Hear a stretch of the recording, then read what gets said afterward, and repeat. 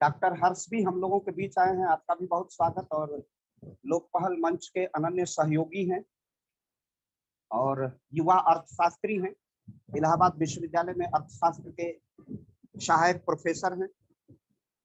इसी के साथ और सर सदन नमस्कार सर। लोक पहल का कार्य देख रहे हैं और हमारे बहुत ही युवा और हिंदी साहित्य में डॉक्टर ऑफ फिलॉसफी की उपाधि लिए हुए डॉक्टर ऋषिकेश सिंह जी हम लोगों के बीच है। प्रणाम सर एक बार फिर से।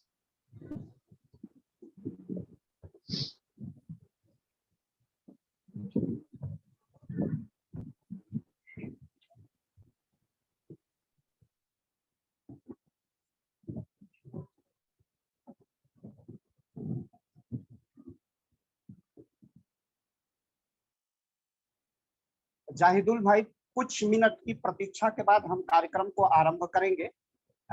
होता ये हुआ कि ये तो केवल पैनल में कुछ लोग होते हैं, लेकिन इसका प्रसारण हम एक साथ लाइव करते हैं ट्विटर पर, पर, फेसबुक पर, अपने लोक पहल के यूट्यूब पर। वही महत्वपूर्ण हमारा कार्य होता है और आज हम लोगों ने इसका व्यापक प्रचार प्रसार किया है कि जाहिद भाई का आज है, जाहिदुल भाई का। और बड़ा एक अनोखा विषय है, अनोखा इस रूप में कि रशखान बहुत कम होते हैं और उस परंपरा का संवहन करने वाला, उस परंपरा का पोषण करने वाला आज हमारा प्रिय भाई का पाथेय प्राप्त होगा। यह अद्भुत संयोग है और लोक पहल स्वयं आपको अपने मंच पर बुला करके अपने को धन्य समझ रहा है। और आपका नाम हम लोग ऐसा नहीं है कि आपका नाम नहीं सुने, आपका नाम लगातार प्रणय कृष्ण सर हमारे यहाँ इस समय एचओडी हैं हिंदी विभाग के, आपसे उनकी जान पहचान ही है।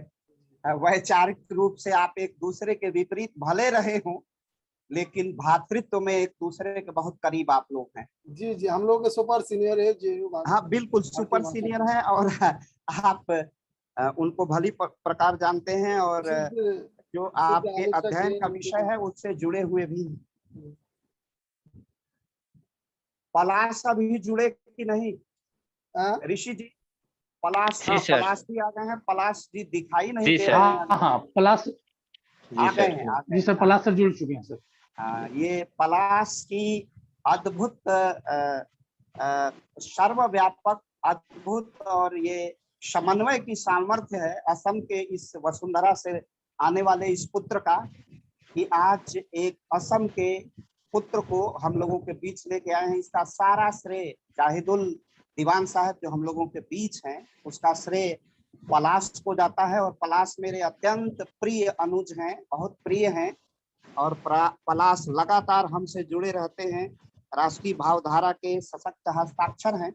और पलाश का अभी अभी द्वितीय वर्ग राष्ट्रीय स्वयंसेवक संघ का प्रशिक्षण संपन्न हुआ है, इसलिए पलाश को ढेर सारी शुभकामनाएं।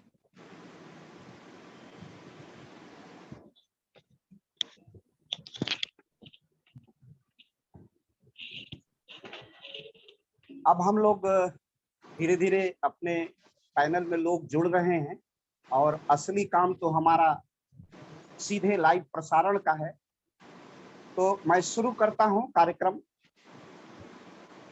मैं आज जिस विषय पर पाथेय के लिए आमंत्रित किया गया है, डॉक्टर जाहिदुल हसन साहब, दीवान साहब, डॉक्टर जाहिदुल दीवान, आप बहुमुखी प्रतिभा के धनी हैं। आपने विद्यार्थी परिषद के एक कार्यकर्ता के रूप में जवाहरलाल नेहरू विश्वविद्यालय नई दिल्ली, जो भारत के विश्वविद्यालयों का मानक है, उसमें आपने अपना छात्र जीवन एक कार्यकर्ता के रूप में, विद्यार्थी परिषद के कार्यकर्ता के रूप में आपने प्रारंभ किया। और आप सृजन के शिल्पी, आपने कई ऐसी किताबें लिखी हैं जो राष्ट्र में मानक के रूप में आज जानी जाती है। एक किताब को मुझे भी देखने का अवसर मिला, लेकिन उसे पूर्ण रूप से पढ़ने का भी अवसर उपलब्ध नहीं हो पाया है। वह पुस्तक है हिंदुत्व ही राष्ट्र। वो सावरकर पर लिखी गई पुस्तक अद्भुत है, अपूर्व है और मैं कहूं अभूतपूर्व है। ऐसी किताबों का सृजन, उनका संकल्प और केवल उसकी भूमिका, उसकी प्रस्तावना को पढ़ने से ऐसा लगता है कि उसमें कितनी गांभीर्य है, कितना सुसंगत तथ्य है और सत्य को समझने का कितना बड़ा सामर्थ्य उसमें दिखाई देता है। ऐसे जाहिदुल दीवान भाई हम लोगों के बीच हैं, उनका पाथेय आज लोक पहल को प्राप्त होगा। मैं बहुत आभारी हूं जाहिदुल भाई का और साथ साथ पलाश का, कि पलाश ने यह कृतित्व का निर्वहन किया कि आपको आमंत्रित किया गया। आप अपने ही हैं, आप हमारे भावधारा के सशक्त हस्ताक्षर हैं।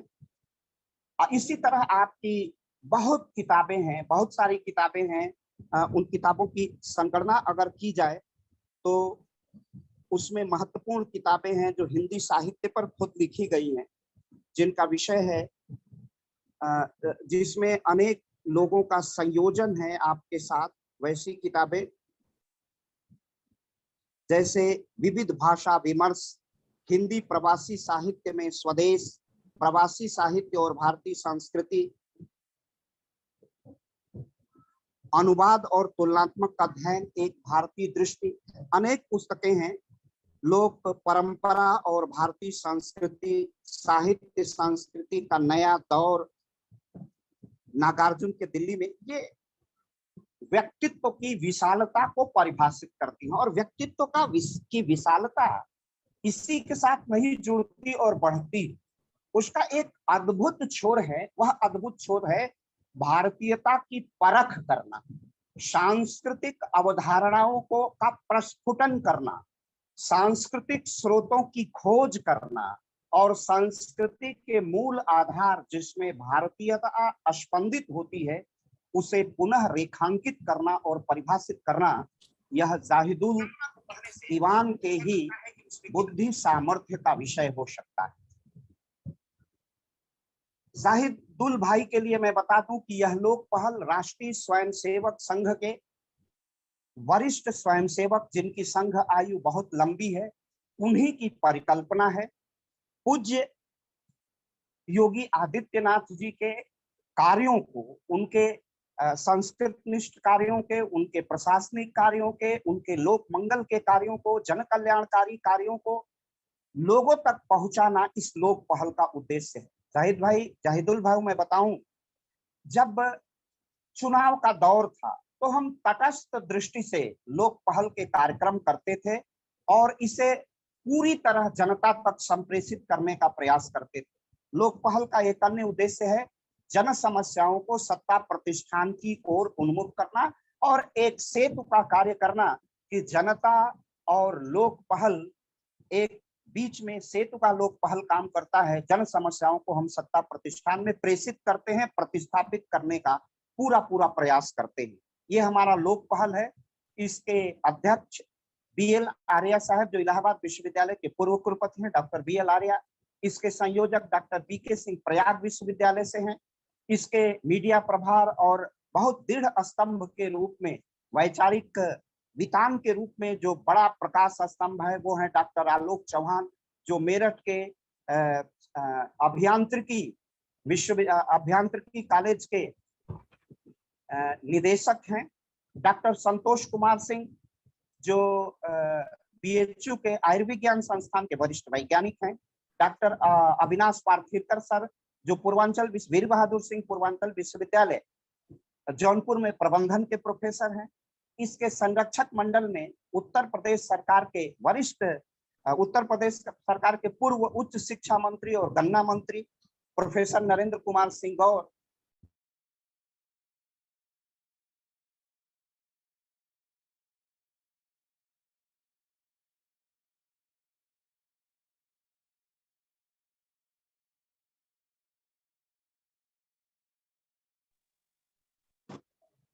थोड़ा सा व्यवधान आ गया था। पूज्य रज्जू भैया के परम प्रिय शिष्यों में प्रोफेसर नरेंद्र कुमार सिंह गौर हैं, वो हमारे संरक्षक हैं।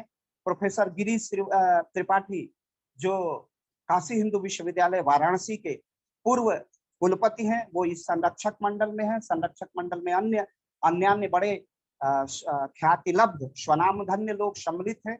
तो यही लोक पहल का परिचय है यही लोक पहल का उद्देश्य है। और अब मैं चाहूंगा कि लोक पहल की एक सभ्य परंपरा है कि हम अपने अतिथि का परिचय विधिवत रूप से प्रस्तुत करते हैं, और अतिथि परिचय के लिए मैं स्वयं अपने बीच उपस्थित युवा राष्ट्रवादी कार्यकर्ता स्वयंसेवक असम के सुपुत्र पलाश ताप्ती को आमंत्रित करता हूं कि डॉक्टर जाहिदुल दीवान साहब का विधिवत परिचय प्रस्तुत करें। श्रीमान पलाश ताप्ती जी। नमस्कार, नमस्ते। डॉक्टर जाहिदुल दीवान सर मूलतः आसाम के बरपेटा जिले से है। वो बरपेटा जिले से वो अपना शुरुआती पढ़ाई अपने गांव में करने के बाद गुवाहाटी यूनिवर्सिटी से हिंदी विषय में वो एमए किया। उसके बाद वो अपने मेहनत से जेआरएफ हासिल करने के बाद दिल्ली के प्रतिष्ठित जवाहरलाल नेहरू यूनिवर्सिटी में पीएचडी के शोध छात्र के रूप में उन्होंने एडमिशन लिया। उसके बाद वो 2014 में अखिल भारतीय विद्यार्थी परिषद के जवाहरलाल नेहरू स्टूडेंट यूनियन के वाइस प्रेसिडेंट के रूप में कैंडिडेट के रूप में वो इलेक्शन में खड़ा हुआ था। Sir Miranda house college, Hansraj college और दिल्ली यूनिवर्सिटी के जो स्कूल ऑफ डिस्टेंस लर्निंग उसमें अध्यापक के रूप में, सहायक अध्यापक के रूप में काम किए हैं। सर ने एकेडमिक पॉलिटिकल विंग और एकेडमिक सक्सेस पॉइंट जो लोगों को शोध के विषय में आग्रह करते हैं, शोध करने के लिए मोटिवेट करते हैं, उसका फाउंडर है। सर ने हाल ही एक साल पहले पोस्ट डॉक्टरेट कंप्लीट किया है Indian council of social science research new Delhi में, और सर अभी दिल्ली में ही रहते हैं, और यही सर का संक्षिप्त परिचय है। नमस्ते। बहुत बहुत धन्यवाद पलाश जी, आपने सर का संक्षिप्त परिचय किया। बारपेटा असम में आपकी मातृभूमि है, जन्मभूमि है, और कर्मभूमि पूरा राष्ट्र है, और उसके राष्ट्र की राजधानी दिल्ली है, देश की राजधानी दिल्ली। आज बहुत ही एक अद्भुत विषय रखा है जाहिदुल दीवान साहब ने स्वयं। विषय है वर्तमान शासन व्यवस्था और मुस्लिम समाज। यह यथार्थ है। डॉक्टर लोहिया इस समस्या पर जब एक किताब डॉक्टर लोहिया लिखते हैं, किताब क्या उनके व्याख्यानों का ही संग्रह बद्री विशाल पित्ती ने किया था, तो एक किताब है पाकिस्तान में पलटनी शासन और हिंदू और मुसलमान, दो बड़ी महत्वपूर्ण किताबें हैं उनकी, विल द हिस्ट्री। तो डॉक्टर लोहिया कहा करते थे कि भारत में हिंदू और मुसलमान के बीच कम्युनल हार्मनी, समन्वय और एकता तभी प्रतिस्थापित होगी जब देश का मुसलमान राम को अपना पूर्वज मानेगा और बाबर को आक्रांता मानेगा। इसी तरह डॉक्टर लोहिया ने कहा था कि देश का हिंदू समाज रजिया रसखान को अपना वंशज मानेगा, अपना मानेगा, तब देश में कम्युनल हार्मनी और सामाजिक सद्भाव की बुनियाद तैयार होगी। तो डॉक्टर लोहिया का पूरा जो ध्येय था वह था कि इस राष्ट्र को सत्य के सन्मार्ग पर प्रेषित किया जाए, इतना कठोर शब्दों में। और डॉक्टर लोहिया कहा करते थे कि हे भारत माँ, मुझे राम की मर्यादा दो, और उन्हें चित्रकूट में रामायण मेले का आयोजन किया। तो ये देश रसखान का है, ये देश रहीम का है। हम उसी रास्ते पर चलकर, हमारे पूर्वजों की श्रृंखला एक है, हमारी उपासना पद्धति और पूजा पद्धति बनी है, और एक विशाल जनसंख्या है जो भारत की भूमि को अपनी पवित्र वसुंधरा मानती है। लेकिन एक ऐसी खटास है, एक ऐसा अंतर्द्वंद है, एक ऐसा वैचारिक वितान हम सब के बीच है जो हमें दीवार के रूप में खड़ी कर देता है। अरे हिंदुत्व तो वो प्रखर संस्कृति और सनातन का बोध है जिसमें किसी के प्रति ईर्ष्या और द्वेष नामक तत्व ही नहीं है, जिसमें सबको समाहित करने का सामर्थ्य है।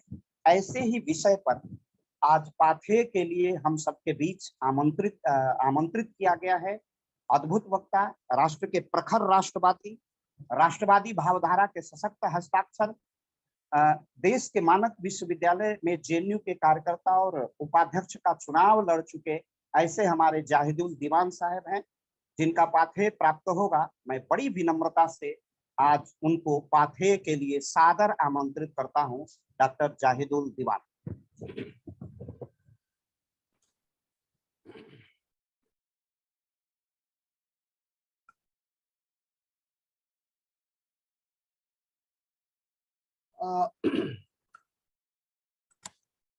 बहुत बहुत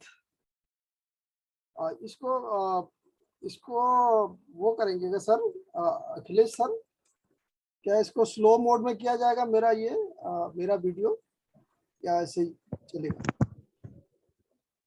आयुष जी, सर जो कह रहे हैं उसको थोड़ा सा ध्यान से सुन लीजिए।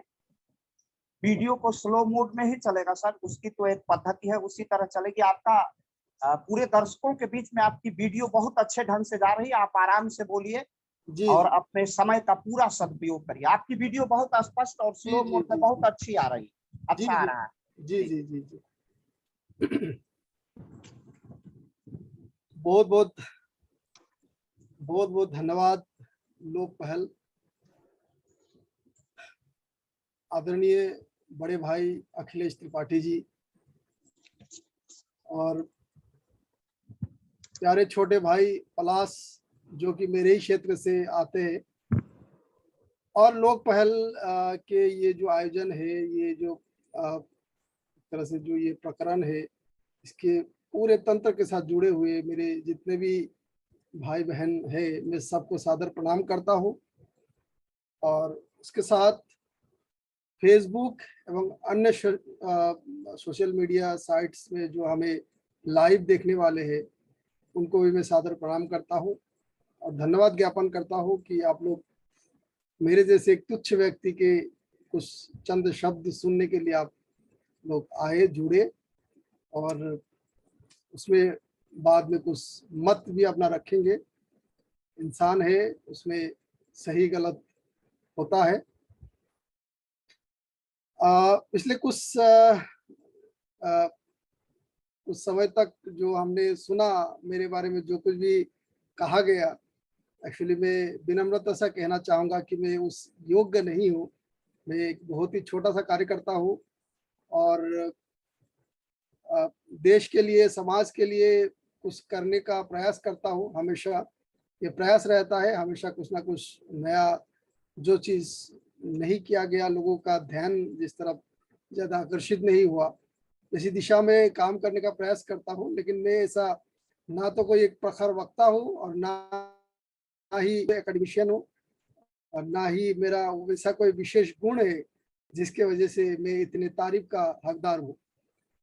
तो मैं पुनः धन्यवाद ज्ञापित करता हूँ आयोजकों को, जिन्होंने मुझे इस लायक समझा कि मैं इतने बड़े एक मंच पे, मैंने देखा कि इस मंच पे कितने बड़े हस्ती जो है हमारे देश के बोल चुके हैं। मैं तो उनके सामने एक तिनका के बराबर भी नहीं हूँ। फिर भी अगर मुझे कुछ कहने के लिए बुलाया गया है तो मैं जरूर कुछ शब्द आपके साथ साझा करते हुए जाऊंगा।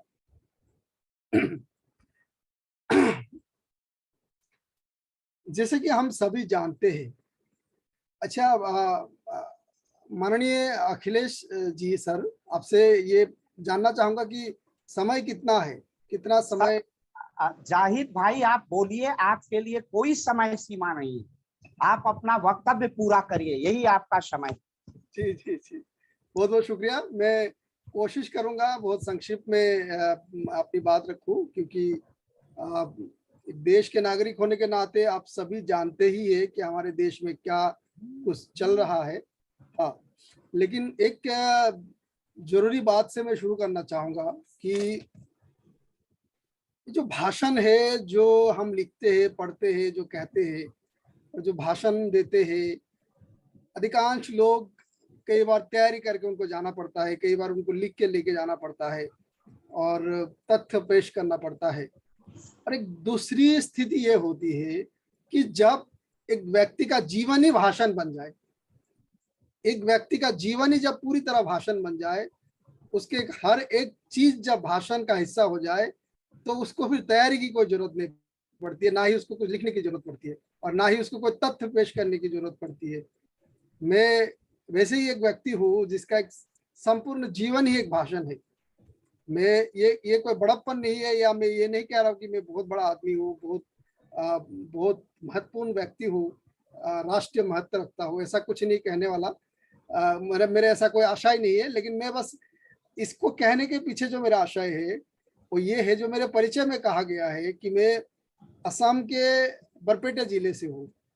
बरपेटा जिला, अगर असम आप लोग कभी गए होंगे तो आप लोगों को पता होगा कि बरपेटा जो है वो भारत के मतलब भारत छोड़िए, हम असम के संदर्भ में बात करते हैं तो असम के शिक्षा दीक्षा की दृष्टि से एक बहुत ही पिछड़ा हुआ एक जिला है, जिस जिले के अधिकांश आई थिंक मेरे पास उसके एक्यूरेट डाटा नहीं है, लेकिन 80% से अबव लोग वहाँ के माइनॉरिटी है, और 20% लोग शायद मेजोरिटी के लोग होंगे, और उसमें भी कुछ लोग ऐसे होंगे जो ट्राइबल्स होंगे। जो मानस नेशनल पार्क है वो हमारे जिले में आता है, आप लोगों को पता होगा, तो उसमें टी ट्राइब्स भी हमारे साथ है, हमारे साथ बोडो भी है, फिर हमारे साथ जो ग्वालपारा जिले, ग्वालपारा से संबंधित जो उस तरह के जो पहाड़ी ट्राइब है वो भी हमारे साथ जुड़े हुए हैं, और बांग्ला भाषी जो मुस्लिम समुदाय है उनकी भी अधिकता हमारे वहाँ पर है, और उसके साथ साथ जो असमिया भाषी मुस्लिम है, अभी जो हमने कल ही जो एक कार्यक्रम हमने किया इंडिजिनस मुस्लिम के ऊपर, एथनिक कम्युनिटी है, जो 4-5 मुस्लिम समुदाय है जो कि वो इंडिजिनस मुस्लिम का दर्जा अभी सरकार ने उनको दिया है। तो ये से एक मिक्स्ड कल्चर में हम रहते हैं, और मतलब वहाँ मेरा पालन पोषण हुआ और वहाँ से मैं यहाँ तक आया।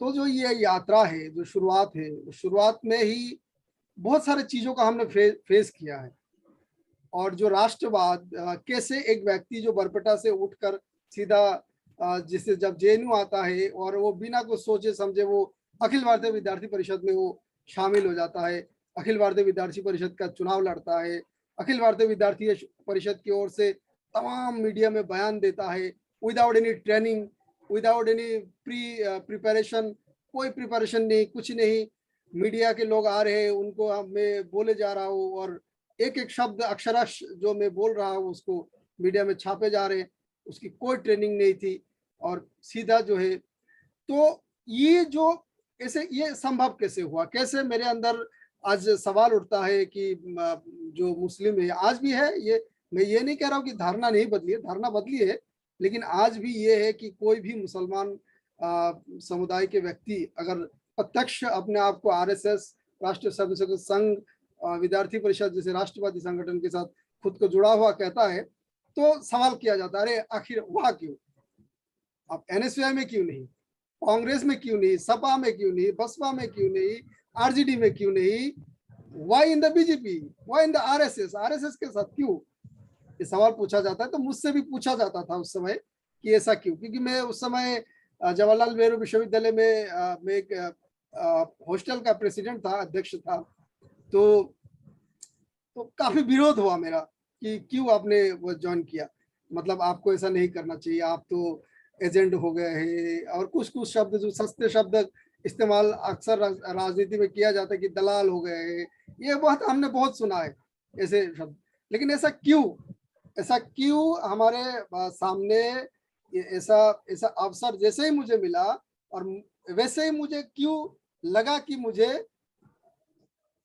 राष्ट्रीय स्वयंसेवक संघ के साथ विद्यार्थी परिषद जो इसके हम लोग उनके आशीर्वाद में काम करते हैं, तो क्यों मुझे लगा कि इनके साथ मुझे जुड़ जाना चाहिए। तो वही आज का जो विषय है कि ये जो विषय हमने आज का रखा कि वर्तमान शासन व्यवस्था और मुस्लिम समाज, वर्तमान शासन व्यवस्था और मुस्लिम समाज, ये शासन व्यवस्था का वर्तमान शब्द को आप हटा भी देते हैं, सिर्फ शासन व्यवस्था और मुस्लिम समाज रखते हैं, तो इसका एक लंबा इतिहास आपको दिखता है। लंबा इतिहास, जब कभी जो यहाँ के स्थायी निवासी भारतवर्ष के जो स्थायी निवासी, उनसे शासन को हमारे विदेशी आक्रांताओं ने जो उससे छीना, फिर लंबे समय तक उन्होंने अपना शासन चलाया, उनसे फिर अंग्रेजों ने उनका शासन छीना, फिर अंग्रेजों से हमारे देश के क्रांतिवीरों ने आंदोलन के माध्यम से, बलिदानों के माध्यम से शासन को अपने हाथ में लिया। लेकिन इस पूरे व्यवस्था में जो एक बड़ा समुदाय, बल्कि आप कह सकते हैं कि जनसंख्या की दृष्टि से, हालांकि जनसंख्या पर भी अलग से बात होनी चाहिए कि जनसंख्या वृद्धि एक विवाद का विषय क्यों है, आज उस पर भी अलग से बात होगी, लेकिन बात उसकी चर्चा फिर वो दूसरी तरफ चली जाएगी, तो मैं उस पर ज्यादा नहीं करूंगा। लेकिन दूसरी बड़ी आबादी, हमारे इस देश के दूसरी बड़ी आबादी जो कि शासन व्यवस्था, जब से मैं शुरू का जो हिस्सा है उसको छोड़ देता हूँ, लेकिन जो आजादी का 75 वर्ष अमृत महोत्सव हम मना रहे हैं, तो हम अमृत उत्सव के इस कालखंड को ही हम लेते हैं कि आजादी के बाद शासन व्यवस्था के साथ मुसलमान समुदाय का कैसा साठगांठ कैसा रहा, कैसा उनको क्या उनका रवैया रहा शासन के प्रति, और किस प्रकार उन्होंने शासन में किसका साथ दिया, उनको उससे क्या हासिल हुआ, इन सब बातों का हमें ध्यान में रखना चाहिए, ध्यान देना चाहिए। तो मैं ये कहना चाहूंगा, जैसे मैंने बात शुरू की थी कि जहां से मैं आता हूँ वो हमारा एक छोटा सा क्षेत्र है, हमेशा ही वो कम्युनिस्टों के उसमें होता था, कम्युनिस्टों के मतलब लगातार हमारे जो विधानसभा क्षेत्र है वो कम्युनिस्टों के हाथ में, मतलब CPIM के अंडर होता था और लगातार कम्युनिस्ट ही जीतते थे। हालांकि बाद में बदरुद्दीन आजमल साहब आए और भावनात्मक रूप से लोगों को उन्होंने काफी आक्रमण किया, और उस आक्रमण में बहुत सारे लोग ढह गए और बदरुद्दीन आजमल साहब फिर अपना वहां पे राज चलाने लगे। हालांकि उनके छोटे भाई जो लगातार सांसद बनते हैं वो बरपेटा विधानसभा से, लोकसभा क्षेत्र से बनते हैं। आप लोगों को जानकारी के लिए बता देता हूँ, क्योंकि वो जिस सीट से उनको जीतना है, परिवारवाद उन्होंने पूरा कायम कर रखा है, और छोटे से अवधि की उनकी पार्टी है, ज्यादा समय नहीं हुआ है, लेकिन छोटी सी अवधि में उन्होंने अपने पूरे परिवार का, भाई बहन भतीजा जितने भी जो भी लोग हैं सबको उन्होंने MLA वगैरह सब बना दिया है। ये उनकी कृपा है, और हमारे जो समुदाय के लोग हैं वो उससे खुश है कि हाँ, आप कल भी कांग्रेस के लिए नारा लगाते थे, आज आप बदरुद्दीन के लिए लगाइए, कल आप किसी और के लिए लगाएंगे। आप क्यों नहीं लीडर बन सकते? आप क्यों नहीं लीडर बन सकते? आप क्यों नहीं लीडर है? आज क्यों सवाल उठ रहा है कि आपका एक भी मंत्री नहीं है? आज क्यों सवाल उठ रहा है कि आपका असम विधानसभा में आपका एक भी MLA नहीं है? क्यों यूपी में आपके ऊपर सवाल उठ रहा है कि आप हाशिया पर जा रहे हैं? ऐसा क्यों हो रहा है? ऐसा इसलिए हो रहा है कि जो आजादी के बाद से जो हाल ही में, कल ही मैंने एक लेख लिखा था जो आज राष्ट्रीय सहारा में प्रकाशित हुआ है, अब में से कुछ लोगों ने देखा होगा, तो तुष्टिकरण की राजनीति। हमारे जो यशस्वी प्रधानमंत्री जी है, उन्होंने अभी एक जगह कहा है कि हम अब तुष्टिकरण से तृप्तिकरण की ओर जा रहे हैं। तृप्तिकरण क्या है? इसका मतलब यह है कि अब जो मुद्दा हम उठाएंगे, जो काम हम करेंगे, उससे जेन्युइन काम होगा, उससे लोगों का भला होगा, वो केवल नाम के लिए नहीं होगा। तुष्टिकरण के जो पूरा मैंने विवरण उसमें दिया है, उस विवरण में आप देखेंगे कि किस प्रकार एक इतिहास रहा है। बेवजह उन कानूनों की कोई जरूरत नहीं थी। उन कानूनों से, उन अधिनियमों से मुस्लिम समुदाय को कोई भी सुरक्षा प्राप्त नहीं हुआ। IMDT एक्ट की बात करते हैं हम, जो 1985 का एक्ट है, if I am not wrong, और उसको लेकर असम में काफी बड़ा विवाद चला। आप लोगों को पता होगा असम आंदोलन के बारे में आप लोगों ने सुना होगा, जो कि एक विदेशी, जो हमारे बांग्लादेश का युद्ध हुआ था जिसमें भारत का बड़ा रोल था। तो उदारता की दृष्टि से देखकर काफी सारे लोगों को वहाँ पे असम में रिफ्यूजी के तौर पर उनको बिठाया गया, इस शर्त पर वहाँ पे जगह दी गई थी कि अब आओ, युद्ध की परिस्थिति जब सामान्य हो जाएगी तो आपको फिर आप अपने देश में वापस जा सकते हैं। लेकिन युद्ध की परिस्थिति बाद में सामान्य हुई, लेकिन बहुत सारे लोग ऐसे हैं जो अवैध रूप से रह गए हमारे देश में, हमारे देश से नहीं गए। तो जिसकी वजह से एक डेमोग्राफिक चेंज हुआ, असम में डेमोग्राफिक चेंज हुआ। इसमें मैं इसमें एक बात मैं उल्लेख करना चाहूँगा जो कि एक बहुत बड़ा विवाद का भी कारण है कि असम में जो मुसलमान समुदाय है उनके कई तरह का एक इतिहास है। जैसे उसमें जैसे एक समुदाय जो असमिया भाषी कहते हैं, बांग्ला भाषी में भी कुछ लोग ऐसे हैं जो कि बहुत दिनों से मतलब बहुत लगभग 200 साल 150 साल की इतिहास उनका पुराना है। जब भारत विभाजन का कोई नाम नहीं था उस समय वो लोग आए हुए थे। तो ऐसे ऐसे लोग हैं जो उसमें भी मतलब community with in the community भी में भी कुछ डिवीजन है जिसके वजह से एक बहुत बड़ा विवाद वहाँ पे बनता हुआ दिखता है, लेकिन उसका कोई समाधान भी नहीं दिखता। और ये जो हमारा जो एक तरह से जो उदारीकरण का के नाते और एक मानवीय दृष्टि से देखकर जो हमारे सरकार ने तत्कालीन भारत सरकार ने जो जगह लोगों को दी थी, बाद में जब लोग नहीं गए तो वापस नहीं गए तो डेमोग्राफिक चेंज हो गया। तो उसको लेकर असम में एक बहुत बड़ा एजिटेशन हुआ, बहुत बड़ा आंदोलन हुआ और उस आंदोलन के बाद बहुत सारे लोग शहीद हुए। वहाँ पे आप असम के इतिहास को देखेंगे तो बहुत सारे लोग शहीद हुए, बहुत सारे लोग नए लोग राजनीति में आए, बहुत सारे लोगों को राजनीतिक फायदा हुआ। तो और फिर उन नए लोगों के इसमें और फिर ये जो पुराने जो लोग आए हुए थे उनको एक कानूनन सुरक्षा देने के लिए उसमें ये IMDT एक्ट बनाया गया था, जिससे कोई भी फायदा नहीं हुआ। और उससे वर्षों तक उस कानूनी लड़ाई लड़ने के बाद IMDT एक्ट 2005 में उसको उच्च न्यायालय माननीय सर्वोच्च न्यायालय ने उसको खारिज भी कर दिया और उसका कोई वो नहीं है। बाद में NRC वगैरह जो असम में हुआ उससे उसी उनका ही सब एक्सटेंडेड पार्ट है जो कि अभी भी एक विवाद का विषय बना हुआ है, कोई सुलझा नहीं। तो जो इस प्रकार के जो कानून बनाएगा, उत्तर प्रदेश को आप देखिए, उत्तर प्रदेश में कुछ बदलाव का संकेत हमें दिख रहा है। माननीय योगी जी जो आज मैं आप लोगों को बहुत बताना चाहूंगा, ये हर्ष का या दुख का जो भी विषय हो, बहुत सारे लोगों ने योगी जी के साथ मेरा फोटो देख के मुझे व्हाट्सएप ग्रुप से रिमूव कर दिया है मेरे लोकेलिटी में। तो उसमें से मेरा एक संबंधी भाई भी है, लेकिन मैंने कुछ नहीं कहा क्योंकि मुसलमान समुदाय में तुष्टीकरण इस हद तक वो हो गया था कि वो अब किसी भी प्रकार के जो एक स्ट्रांग डिसीजन लेने वाले जो एक शासन व्यवस्था है उसको वो मानने के लिए तैयार नहीं। आज माननीय योगी जी को देखिए, वो जो कुछ भी कर रहे हैं, जो कुछ भी करते हैं, उनका उद्देश्य रहता है कि जो कानून व्यवस्था है वो बराबर बनी रहे। लेकिन जो सपा है जिसके वहाँ पे हमारे तमाम मुस्लिम समुदाय जो आंख मूंद कर, मैंने देखा 80% 2022 में भी चुनाव में 2022 के चुनाव विधानसभा चुनाव में 80% मुसलमानों ने सपा को वोट दिए।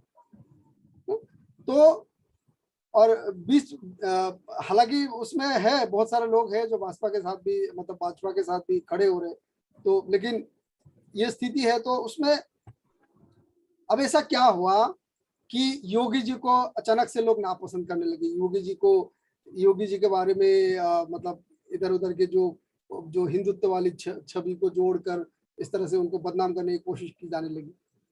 ऐसा क्यों?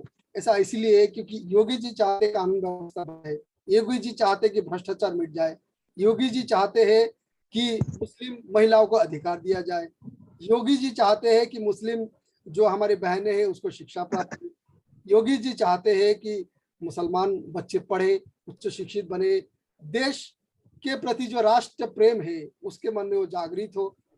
आप धर्म सबके लिए बड़ा है, हिंदू के लिए भी धर्म बड़ा है, चाहे सनातनी हो, चाहे वो इस्लामिस्ट हो, कोई भी हो, धर्म सबके लिए बड़ा है। आप जिसका इबादत करते हैं वो हमेशा आपके लिए बड़ा है और बड़ा हमेशा रहेगा। मेरे लिए अल्लाह बड़ा है, आपके लिए भगवान बड़ा है, हो सकता है, लेकिन धर्म कभी भी राष्ट्र से ऊपर नहीं हो सकता, क्योंकि राष्ट्र का धर्म है। जैसे हमारे वीर सावरकर जी कहते हैं कि राष्ट्र का धर्म सर्वोपरि है।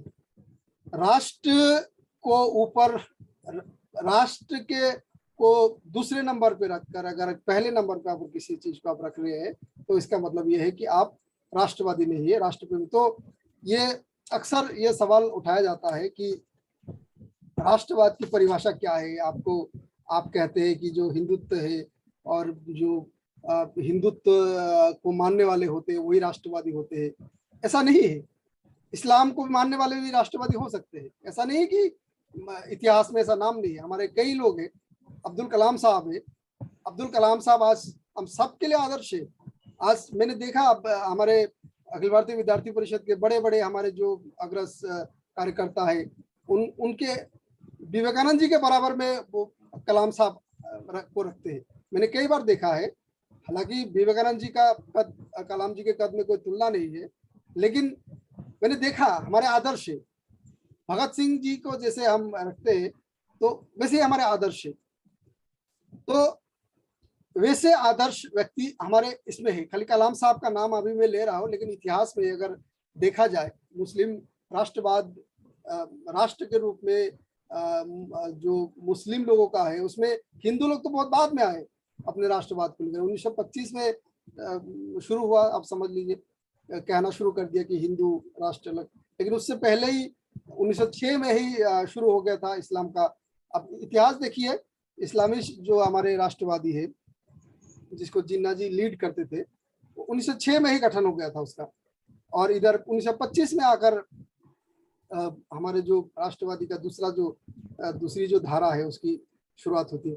लेकिन ये जो पूरे प्रकरण है राष्ट्रवादी, उस समय जो हम आजादी के लिए लड़ रहे थे, तो हम तो थे सब, हम अच्छे थे, एक जैसे थे। लेकिन जैसे ही आप धर्म के नाम पर राष्ट्र की मांग करने लगे तो आपका राष्ट्रवाद हमारे राष्ट्रवाद से अलग हो गया। और आज बहुत सारे लोग उसी राष्ट्रवाद के हवाले से बात करते हैं और उसी को भारतीय राष्ट्रवाद के साथ तुलना करते हैं। अब कैसे भारतीय राष्ट्रवाद और पाकिस्तानी राष्ट्रवाद को एक जैसा कह सकते हैं? अब कैसे कह सकते हैं? क्योंकि इसमें क्लियर कट डिमार्केशन है। हमारे भारतीय जो राष्ट्रवादी इनमें से किसी ने भी ये नहीं कहा कि दूसरे जो है वो हमारे पीछे रहेंगे, हम आगे रहेंगे। ऐसा नहीं। हमारे संविधान है, सबने बराबर का, उसमें सबका हक है। आपको भी जो हक है, मुझे भी वो हक है। हमने ऐसा नहीं कहा। आज देखिए, राष्ट्रवाद के नाम पर आप जो इस्लामिस्ट राष्ट्रवादी है, हम क्यों इसकी आलोचना करते हैं? ये जो शासन व्यवस्था के साथ आप क्यों नहीं जोड़ पाते? हम जो शासन व्यवस्था की बात कर रहे हैं आज कि मुस्लिम समाज की क्या स्थिति है, और मुस्लिम समाज भी कोई एक समाज नहीं है। आप बहुत सारे लोग हम कहते हैं कि मुस्लिम में जातिवाद नहीं है, मुस्लिम ये है। मुस्लिम में भी बहुत ही वर्ग, अनेक वर्गों में डिवाइड किया हुआ है मुस्लिम। अनेक संप्रदाय है, इसमें अलग मान्यता वाले लोग हैं। इतने ज्यादा मान्यता वाले लोग हैं जो कि शायद हमारे जो हिंदू समाज व्यवस्था है शायद उसमें भी उतना नहीं है। हमारे यहाँ हिंदू समाज व्यवस्था में जाति व्यवस्था में दिखती है, और वहाँ पे जो समुदाय बात जो है इस्लाम में, वो भी बहुत खतरनाक है। तो मतलब उसको एक बहुत बड़ा डिवीजन उसमें क्लियर वो करता है। तो इसलिए हम कहते हैं कि आप शासन व्यवस्था के साथ क्यों नहीं जुड़ पा रहे? शासन व्यवस्था आपसे दूर क्यों है? आप खुद को आइसोलेट किया आपने, क्योंकि आप रहते हैं भारत में, तो आपको भारतीय राष्ट्रवाद की बात करनी पड़ेगी। और भारतीय राष्ट्रवाद क्या है? भारतीय राष्ट्रवाद किसी धर्म के आधार पर खड़ा नहीं है। भारतीय राष्ट्रवाद हिंदू धर्म के आधार पर नहीं खड़ा है, हिंदू संस्कृति के आधार पर खड़ा है। भारतीय राष्ट्रवाद हिंदू संस्कृति के आधार पर खड़ा है। आपको यह समझने की जरूरत है। अब हिंदू धर्म, आप कहते कि आप मुसलमान हैं, मैं मुसलमान हूं, आप हिंदू हैं, भाई आपका मेरा एक कैसे हो सकता है? अरे भाई, एक तभी होगा ना जब आप राष्ट्रवाद की दृष्टि से देखेंगे। हम एक राष्ट्र बने कैसे? हम यूनिटी में डाइवर्सिटी में यूनिटी हमारा कैसे आया? अब उस चीज को देखिए, तब जाके आप समझ पाएंगे। लेकिन आपने जो 1906 में जो जिन्ना साहब ने और उनके सहयोगी ने जो राष्ट्रवाद का गठन किया, जिसके आधार पर उन्होंने धर्म के आधार पर राष्ट्र बनाया, फिर अपने में ही मरकट के अलग हुए। ठीक है, आप बांग्लादेश के मुक्ति युद्ध का इतिहास आप देखिए, आपको पता होगा कितने लाखों की संख्या में अपने ही भाइयों को मौत के फाट उतार दिया, लाखों करोड़ों की संख्या में। और आज ये जो एक बड़ा विवाद का कारण जो वहाँ पे बना हुआ है भारत में, ये असम के उस प्रांत में, आप बॉर्डर एरिया में जाइए, वो भी इंसान है, हम भी इंसान है। दुख होता है, दुख इसलिए होता है कि वो जो लोग हैं जो ना इधर के रहे ना उधर के रहे, उसके लिए जिम्मेदार कौन है? उसके लिए जिम्मेदार आप खुद है, आपके राष्ट्रवादी नेता स्वयं उसके लिए जिम्मेदार है। और आज आप उसी राष्ट्रवादी नेता के राह पर चलकर, उसी राष्ट्रवादी नेता की राह पर चलकर आप चाहते हैं कि भारतीय शासन व्यवस्था के साथ आप जुड़े, भारतीय शासन व्यवस्था में आपका अधिकार हो। अधिकार क्यों नहीं होगा? लेकिन आपको काम तो वैसे ही करना पड़ेगा। आप काम कुछ और तरीके से करेंगे और मानेंगे कुछ और। अब आए दिन ऐसी जो घटना समाज में सामने आती है जो कि हमारे पूरी तरह से भारतीय परंपरा के खिलाफ है। आपको अभी याद होगा, अब सभी ने पढ़ा होगा, शी जिनपिंग का जो अभी एक बयान आया था, जो चाइनीज जो उइगुर मुसलमान है उनको लेकर उन्होंने एक बड़ा बयान दिया। इस बयान के खिलाफ आप हमारे जो इस्लामिस्ट जो इस्लामिक जो संस्था है आईओसी इस्लामिक ऑर्गेनाइजेशन, ऐसे कुछ मुझे एग्जैक्टली मुझे ध्यान नहीं आ रहा है, उसका फॉर्म है आईओसी होगा। तो उन्होंने भी उसके लिए कोई विवाद कोई वो दर्ज नहीं किया, उन्होंने उसके लिए कोई विरोध दर्ज नहीं किया। उन्होंने शी जिनपिंग ने ये कह दिया कि you must be Chinese, you must be Chinese. आपको, अगर आप चाइना में रहते हैं तो आपको चाइनीज बनकर रहना पड़ेगा, आपको चाइनीज बनकर रहना पड़ेगा। आप कोई तुर्की, कोई अरबियन, कोई इराकियन या कोई ईरानियन बनकर आप हमारे इस देश में, मुल्क में नहीं रह सकते। You have to adopt the culture of China. Same thing will be happened in our country. हमारे देश में भी यही चीज लागू होगा, तब जाके हम ये महसूस कर पाएंगे कि हिंदू मुस्लिम सब एक जैसे बराबर है। अभी जो हम है, अभी हम बराबर नहीं है। इसलिए हम राष्ट्रवाद को भी सांप्रदायिक दृष्टि से देखते हैं। मोदी जी को क्या पड़ा हुआ है कि किसी अपने राष्ट्रवाद के नाम पर मुसलमानों को अलग करके वो चाहेंगे कि अपने देश के 20 करोड़ आबादी को वो एक तरफ करके वो अपने राष्ट्र का बहुत बड़ा भला कर लेंगे। कोई कर सकता है? इतनी बड़ी आबादी को कोई नजरअंदाज करके, इतनी बड़ी आबादी को कोई दरकिनार करके कोई भी सरकार क्या कभी अपने आपको एक प्रगतिशील सरकार, अपने आप को राष्ट्रवादी सरकार साबित कर सकता है? क्या आप ईमानदारी से बताइए, अगर आपके बगल में कोई मुस्लिम भाई अगर भूखा है तो इंसान के नाते क्या आप ठीक रह सकते? उसको खाना नहीं खिलाएंगे? आप उसको ऑफर नहीं करेंगे कि भाई तुम ये लो, ये खाना लो, ये आधा हिस्सा तुम मेरी हिस्सा खा लो? ऐसा हुआ है हमारे देश में, ऐसी संस्कृति है। वसुधैव कुटुंबकम हम ऐसे ही नहीं कहते हैं। हम ऐसे ही नहीं कहते कि सारी जीवों में, सब में आत्मा का निवास, हम ऐसे ही नहीं करते। एक पक्षी हमारे लिए जितने आदरणीय है, एक पक्षी हमारे लिए जितने आदरणीय है, एक जड़, एक पेड़ जितना हमारे लिए आदरणीय है, उतना एक इंसान भी उतने आदरणीय है। इसलिए मैं आपको इंटरेस्टिंग बात बताऊं कि हमारे जो पूर्वोत्तर में है, वहाँ पे जो नॉन वेजिटेरियन खाना है वो बहुत चलता है वहाँ पे। लेकिन मैं जब इस तरफ आया, उत्तर भारत की तरफ आया, तो मुझे एक बहुत बड़े एक मतलब वो देखा, फर्क नजर आया संस्कृति में ये फर्क नजर आया। और मैं इसको की आलोचना की दृष्टि से नहीं कह सकता, क्योंकि उत्तर पूर्व की अलग मान्यता है, वहाँ की जीवन शैली अलग है। लेकिन अब मैं आपको बताऊं कि मैं कबूतर जो है हमारे वहाँ पे बहुत खाया जाता है। और यहाँ पे मैं जब आया, कबूतर को लोग, लाखों लोगों को कबूतर को दाना खिलाते हुए देखा मैंने। छत पे पानी का वो रखते हुए देखा, पानी के दोना रखते हुए देखा, जहाँ की चिड़िया के वहाँ के पानी पीते हैं। तो ये जो चीज है वो आपको लानी पड़ेगी अपने अंदर। खान पान को लेकर, भाषा को लेकर, सारी चीजों को लेकर आपके और हमारे बीच जो है वो डिवीजन हो सकता है। लेकिन वो डिवीजन जो कारण, जो हमारे मूलभूत जो हमारी एकता है, मूलभूत जो हमारी एकता है, उसको विनष्ट करने वाला नहीं होना चाहिए, उसको विनष्ट करने वाला नहीं होना चाहिए उसको। इसलिए हमें, अगर शासन व्यवस्था में आज आप देखते हैं, आज क्यों, आप सवाल करिए खुद से, क्यों हम बिना शर्त कांग्रेस के साथ खड़े हैं, क्यों हम बिना शर्त सपा के साथ खड़े हैं, क्यों हम बिना शर्त आरजेडी के साथ खड़े हैं? क्या मिलता है, क्या मिलता है आपको ममता बनर्जी के साथ खड़े होने से? क्या मिलता है बदरुद्दीन, मौलाना बदरुद्दीन अजमल के साथ खड़े होने से? 3 तलाक जो हटा, 3 तलाक के लिए आप लोगों को याद होगा शाहबानो केस आप लोगों को सबको याद होगा शायद। हम तो उस समय बहुत, तब तो मेरा जन्म ही हुआ था, लेकिन आप में से शायद सुनने वाले बहुत सारे लोग ऐसे होंगे जो उस केस को बहुत क्लोजली ऑब्जर्व किए होंगे। क्या हुआ था, कितना अन्याय था। सुप्रीम कोर्ट ने एक ऑर्डर दे दिया है, सुप्रीम कोर्ट ने आदेश देके गैर कानूनी साबित करने के बावजूद भी हमारा संसद स्पेशली कानून पास करके उस महिला के साथ अन्याय करता है।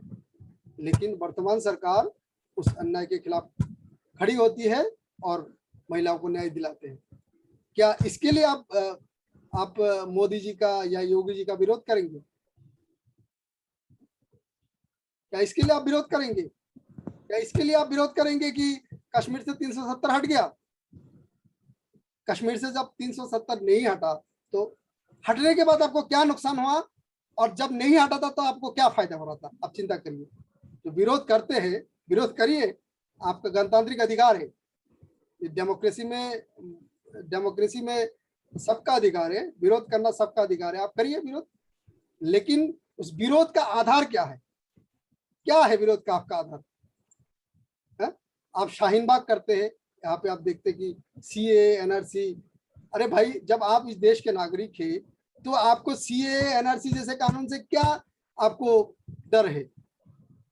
असम के मुख्यमंत्री ने बोला, तब तत्कालीन मुख्यमंत्री सर्बानंद सोनोवाल जी थे, उस समय उन्होंने कहा था क्लियरली, तो जितने भी भारतीय हैं, और हमारे सारे केंद्रीय नेतृत्व ने भी कहा था कि जितने भी भारतीय हैं उनमें से किसी को भी एक पाए का नुकसान भी नहीं होगा, किसी को भी जरा सा भी तकलीफ नहीं होगा। हालांकि जो प्रक्रिया है वो लंबी प्रक्रिया चली, जिसमें बहुत सारे लोगों को तकलीफ हुई। तकलीफ ये हुई क्योंकि लोग डरे हुए थे, खामाखा डरे हुए थे, बेवजह डरे हुए थे, जिसकी वजह से उनको तकलीफ उठाना पड़ा। लेकिन अगर सरकार की ओर से कुछ प्रस्तावित किया जाता है तो आप एक देश के नागरिक होने के नाते आपका फर्ज पहला यह है कि आप उस कानून, उस अधिनियम या उस व्यवस्था जो कायम करने की कोशिश कर रही सरकार, एक चुनाव के माध्यम से चुनी हुई सरकार अगर कर रहे हैं तो कर रही है तो उस सरकार के साथ खड़े होने की आपकी पहली जिम्मेदारी बनती है। लेकिन आप क्या करते हैं?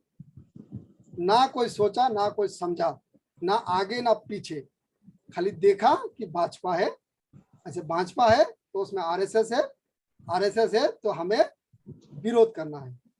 क्यों करना है उसका जवाब किसी के पास नहीं है। जाहिदुल दीवान, अच्छा मुझे इंटरेस्टिंगली एक बात मुझे याद आ रही है, मैं फिर वापस जा रहा हूँ अपने गांव की तरफ। वहां हमें ये बचपन में बताया जाता था कि जो हजारों जो है आरएसएस के जो कर्मी है, जो कार्यकर्ता है, वो त्रिशूल लेके आ रहे हैं। त्रिशूल जो होता है ना वो शिव जी का, तो वो त्रिशूल लेके और ट्रेन के डब्बे में भर के ले आ रहे हैं। और अगर इस चुनाव में वोट नहीं दिया तो और कोई और जीत गया तो सब अपने जान से हाथ धोने वाले हैं। तो हम लोग तो ऐसे ही बहुत डरे हुए थे क्योंकि उसमें बोडो लोगों का एजिटेशन चल रहा था, कत्लेआम हुआ उसमें मुसलमानों का, बहुत सारे हजारों मुसलमान, पता नहीं कितने मुसलमान मारे गए, संख्या तो मेरे पास नहीं है, लेकिन हमने अपने नजरों के सामने देखा मरते, तो हम डरे हुए थे, बहुत छोटे भी थे उस समय, और आरएसएस के नाम पे हमें ये डराया गया।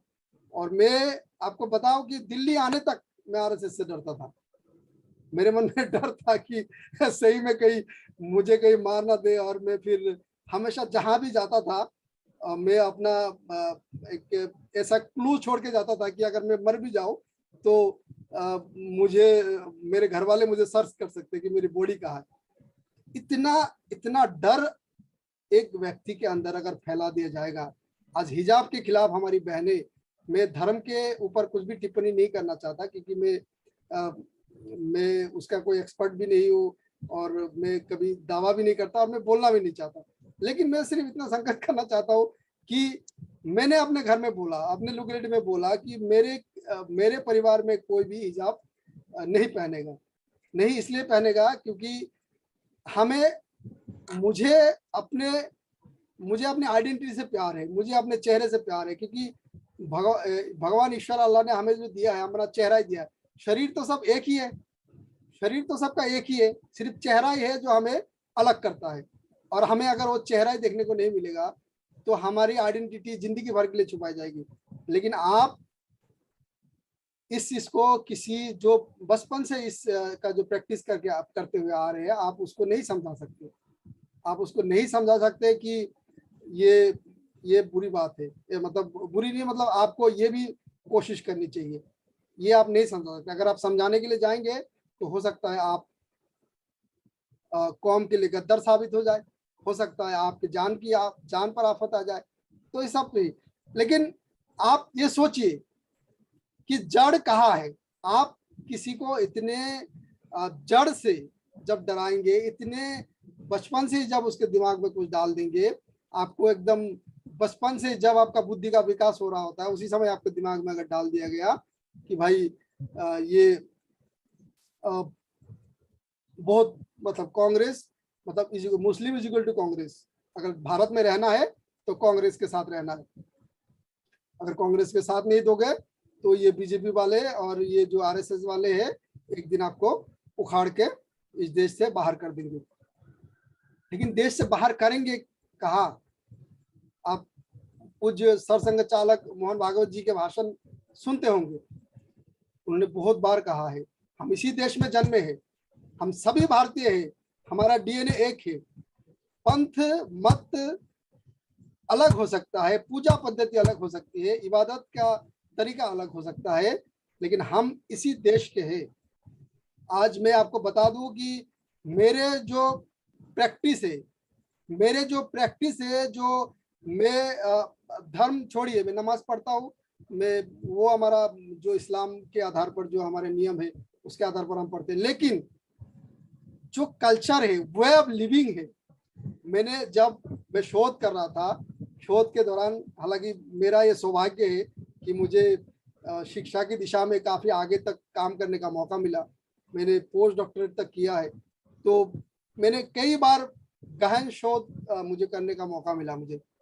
तो शोध के दौरान मैंने देखा एक हिंदी साहित्य के कोई विद्यार्थी अगर सुन रहे होंगे तो उनको पता होगा कि ये मुर्दहिया एक आत्मकथा है तुलसीराम जी का, माननीय तुलसीराम जी का, जो प्रबुद्ध दलित लेखक। मेरा सौभाग्य है कि मैं उनसे मिला हूँ, जिन्होंने उनका इंटरव्यू मैंने किया है। बेचारा बहुत जल्दी गुजर गए। उनकी जो कृति है, उनकी जो आत्मकथा है मुर्दहिया, वो मैंने पढ़ी। मुर्दहिया में मुझे ऐसे बहुत से तत्व मिले हैं जो उनके समाज में है और वो मेरे समाज में भी है। हमारे वहाँ पे जो लोकेलिटी में जो स्थानीय समाज है, मैंने वहाँ पे कई बार देखा है, कई चीजों को मैंने तुलना करके देखा है कि जैसे हमारा वहाँ पे घर बनाया जाता है, आप विश्वास करेंगे, जब हम लोग एक आधारशिला रखते हैं ना, जैसे आप मंदिर वगैरह में जब कोई पूजा पद्धति करते हैं तो एक आधार आप रखते हैं, और वहाँ पे उसको क्या बोलते हैं मुझे ध्यान नहीं है, लेकिन एक आधार रखते हैं और उसके बाद फिर चारों तरफ वो भवन तैयार होता है।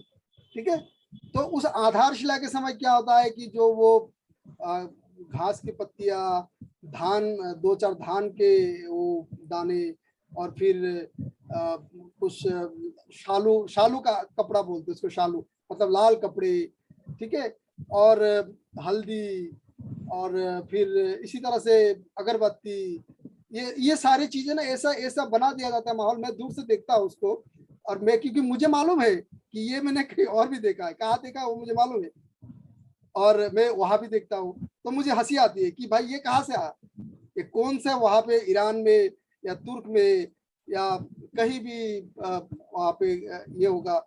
और मैंने पवित्र कुरान पूरा नहीं पढ़ा है, लेकिन मुझे वो है, मैं खोजूंगा कि अगर क्या वहाँ पे भी ये इसका प्रैक्टिस, इसका कोई उल्लेख है कि नहीं है।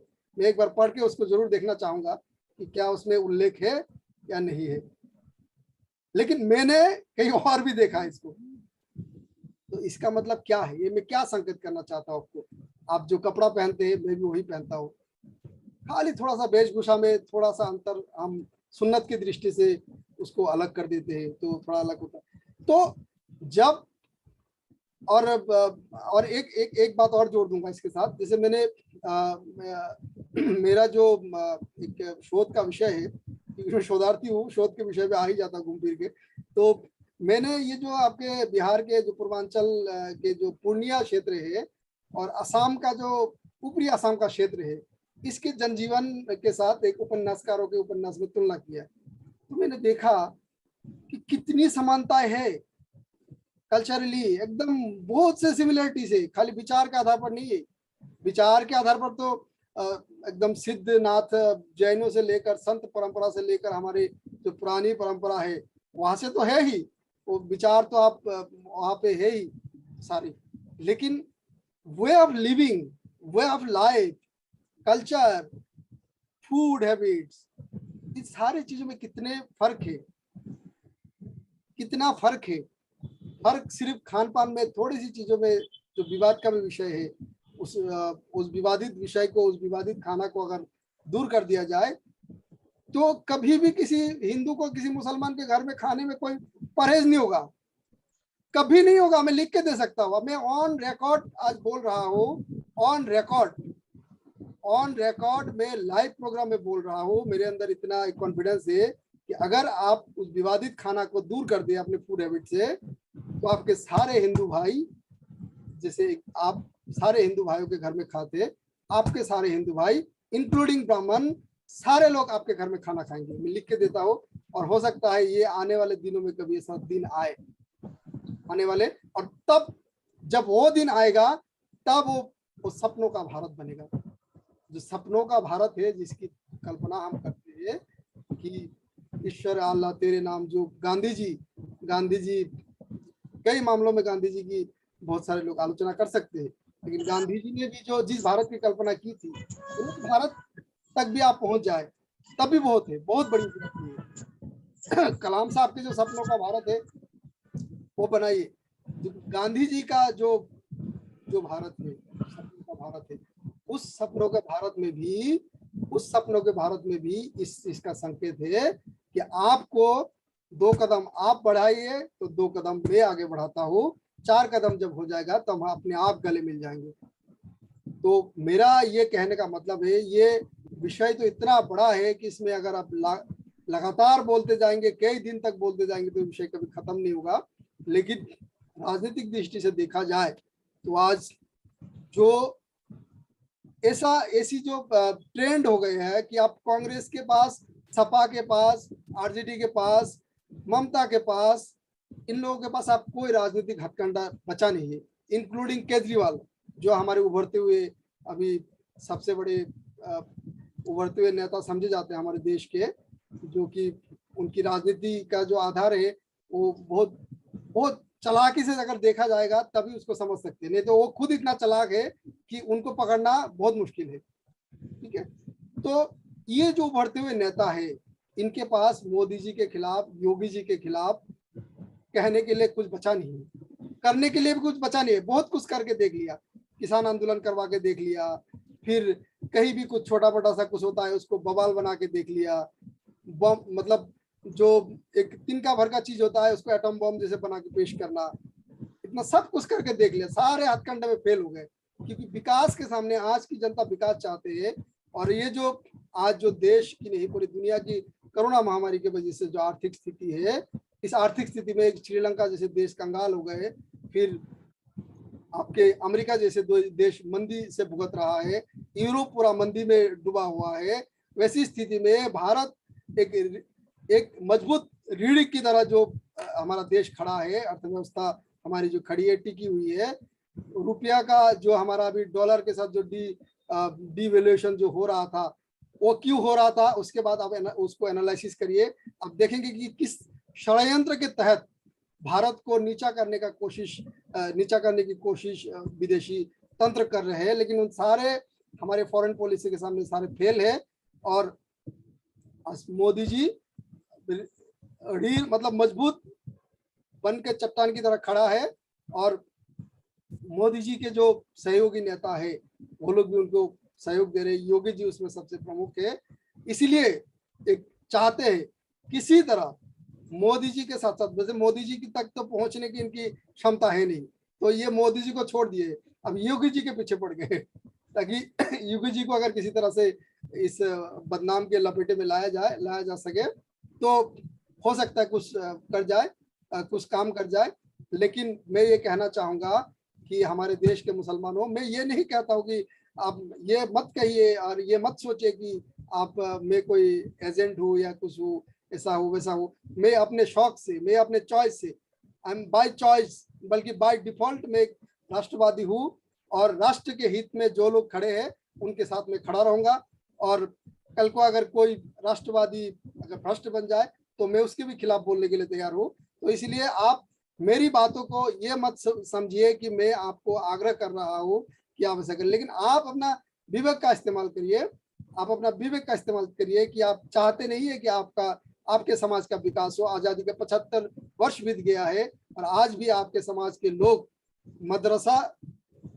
मदरसा के शिक्षा के ऊपर निर्भर है। आज भी आपके बच्चे मौलवी बनने के लिए तैयार है, आपके बच्चे इंजीनियर, डॉक्टर, बड़े बड़े साइंटिस्ट, बड़े बड़े पॉलिटिशियन बनने के लिए तैयार नहीं है। आप कितने लोगों को तैयार कर रहे हैं? आपके समाज को लीड करने के लिए आप कितने लोगों को तैयार कर रहे हैं? अब एक नाम बता दीजिए कि हमने इस नेता को दिया है, आपने ओबीसी को दिया है। आप ओबीसी को अगर सपोर्ट करते हैं तो आपने उनको दिया है। वो क्या कहते हैं, क्या है उनका एजेंडा? उनका क्या एजेंडा है? आप अपने आप से सवाल पूछिए। बदरुद्दीन आजमल का क्या एजेंडा है? क्या एजेंडा है? जाकिर नायक का क्या एजेंडा था? ऐसा नहीं होता है। जो इबादत है वो नितांत व्यक्तिगत है, लेकिन राष्ट्र जो है वो सर्वव्यापी है। व्यक्तिगत और सर्वव्यापी दोनों चीजों को एक मत करिए। इसलिए आप जिस राष्ट्र में है उस राष्ट्र के पद्धति को आप मानिए, उस राष्ट्र के पद्धति को आप समझिए, उस राष्ट्र की व्यवस्था को आप समझिए। मैं ये नहीं कह रहा हूँ कि मैं आपसे ज्यादा बड़ा राष्ट्रवादी हूँ, मैं ये नहीं कह रहा हूँ, लेकिन मैं ये जरूर कह रहा हूँ कि जिस पद्धति से आपको संचालित किया जा रहा है वो पद्धति गलत है, वो पद्धति गलत है। देश को आपके मन में भी देश प्रेम है, बहुत है। झंडे के प्रति जितना प्रेम मेरे अंदर है उससे ज्यादा हो सकता है प्रेम आपके अंदर है। आज एक भारत का एक सैनिक अगर शहीद होता है, अगर आपका दिल नहीं रोता है तो आप फिर अपने आप को राष्ट्रवादी नहीं कह सकते। जेएनयू में हमने देखा कि छत्तीसगढ़ में जब हमने सुना है, बल्कि मैं उस समय नहीं था, छत्तीसगढ़ में जब हमारे जवान शहीद हुए थे तो यहाँ के जो माओवादी और जो नक्सलवाड़ी के समर्थक छात्र संगठन है उन लोगों ने वहाँ पे प्रदर्शन निकाला था, उन्होंने जुलूस निकाला था खुशी में। आप सोचिए कि सीआरपीएफ में कौन है? आपके ही समाज के, आपके घर के कोई होंगे। सीआईएसएफ में कौन है? आर्मी में कौन है? अगर 2 लोग अगर 10 लोग शहीद होते हैं तो मुझे खबर मिलती है कि मेरे गांव से कोई एक शहीद हो गए, मेरे क्षेत्र से, मेरे जिले से कोई एक शहीद हो गए। हर कोई इसमें इस पूरे शासन व्यवस्था के हिस्सा है। इस शासन व्यवस्था के नीचे से लेकर ऊपर तक हर जगह पे हम मौजूद है। संविधान ने हमें बराबर अधिकार दिया है और इस शासन व्यवस्था का हिस्सा होते हुए भी हम शासन व्यवस्था के विरोध नहीं कर सकते। विरोध आप खुद से नहीं करते, आप अपने आप से नहीं करते, आप खुद नहीं करते, आपसे करवाया जाता है। और आपसे कौन करवाते हैं उसको आप बहुत अच्छे से पहचानते हैं। आप उस चीज से बाहर निकलिए। और ये जो हमारे नए उभरते हुए नेता है जो आपको अधिकार दिलाने की बात करते हैं, स्त्री शिक्षा की बात करते हैं, स्त्री शिक्षा, मातृशक्ति को आगे बढ़ाना। कितनी बुरी स्थिति है हमारे देश में। मैं आपके साथ पूरा डिबेट करने के लिए तैयार हूँ। मैं आज भी कह सकता हूँ कि हमारे जो महिलाओं की जो उच्च शिक्षा में महिलाओं की जो स्थिति है, शिक्षा में जो हमारी मुस्लिम महिलाओं की स्थिति है, बहुत पीछे है, जिसकी वजह से हमारा समाज, जिस समाज में माँ शिक्षित नहीं होगी उस समाज का विकास कभी नहीं हो सकता, क्योंकि माँ ही पहली शिक्षिका है जो हमें पथ प्रदर्शित करती है। तो ये सारी चीजें आपको समझने की जरूरत है। तो आप खुद ब खुद ये समझ जाएंगे कि जो एक विकास की राजनीति में जो बदलाव की राजनीति, आपको बदलाव की राजनीति से जुड़ने की जो आवश्यकता है वो क्यों है और क्यों उसकी आवश्यकता पड़ी, आपको वो समझने की जरूरत है। और ये आप में से और हम में से बहुत सारे लोग समझ भी रहे हैं और जिसके वजह से बदलाव के संकेत भी आ रहे हैं। तो मुझे उम्मीद है कि जो जिन बातों को मैंने यहाँ रखी है, बहुत सारी बातें व्यवस्थित ढंग से मैं नहीं कह पाया, लेकिन मैं ये कहना जरूर चाहूंगा कि आप राष्ट्रवादी है और राष्ट्रवादी है, देश से आपको उतना ही प्रेम है, अपनी मातृशक्ति को आगे बढ़ाने का भी आपकी इच्छा है और आप चाहते भी है कि आपके शासन तंत्र में आपके नेता हो, शासन में आपके नेता हो। चाहते आप कि आपके नेता जो है, जैसे दूसरे नेता, आप दिखाइए मुझे, आप दिखाइए जो आज मैं हालांकि हम खुलकर नहीं बोलते फिर भी आप मैं यहाँ बोल रहा हूँ, अब दिखाइए एक स्वयं सेवक जिन्होंने पूरा जीवन अपना अर्पित कर दिया है देश के लिए, अपने समाज से एक दिखाइए आप कितना है आपके पास, कितने मोदी है आपके पास जो इतने वर्षों पहले अपना घर छोड़ दिया था अपने राष्ट्र के विकास के लिए, कितने योगी है आपके पास, कितना है। आप त्याग करिए, राष्ट्र के लिए त्याग करना सीखिए। राष्ट्र के लिए त्याग करेंगे तब जाकर आप कह सकेंगे कि हाँ, ये हमेशा खाली अपना अपना करके रहेंगे। अपना अपना क्या होता है कि अपने बच्चे सुखी रहे, अपना धर्म सुरक्षित रहे, अपने घर में खुशहाली हो, अपना सब होगा। कैसे होगा? मैं भी चाहता हूं अपना हो, आप भी चाहते हैं अपना हो, तो समाज का कैसे होगा? उसकी चिंता करने की जरूरत है। उसकी चिंता की करने की जरूरत है कि देश कैसे आगे बढ़ेगा और देश को कौन आगे बढ़ाएगा। आप अपनी सुरक्षा चाहते हैं तो दूसरों की सुरक्षा भी आपको चाहनी होगी, तभी आप ये दावा कर सकते हैं कि मैंने आपको सुरक्षित रखा तो इसलिए आप भी सुरक्षित हो। आए दिन कितनी सारी घटनाएं हमारे सामने आती रहती है कि उसके साथ ऐसा, उस हिंदू बहन के साथ ये धोखा हुआ, ये हुआ, वो हुआ। इस तरह की बातें नहीं सामने आनी चाहिए। ये शोभा, ये हमारे समाज के खिलाफ है। ये जो हमारी भावना है ना, हमारे देश की जो अंतरात्मा है उसके खिलाफ है, धोखेबाजी नहीं। आप कुछ भी कहिए, हिंदू, बहुत सारे हिंदू हमारे देश में ये परंपरा है, हिंदू ने मुसलमानों से शादी की, मुसलमानों से हिंदुओं से शादी की। ये कोई ऐसा नहीं है कि मनुष्य के साथ रह सकते हैं, उसमें कुछ नहीं। लेकिन आप ये जो धोखेबाजी है, आपके अंदर जो इंटेंशन रहता है कि आप इसको इस्लाम में लेके आएंगे, क्यों? आपका धर्म आपका है, उसका धर्म उसका नहीं है।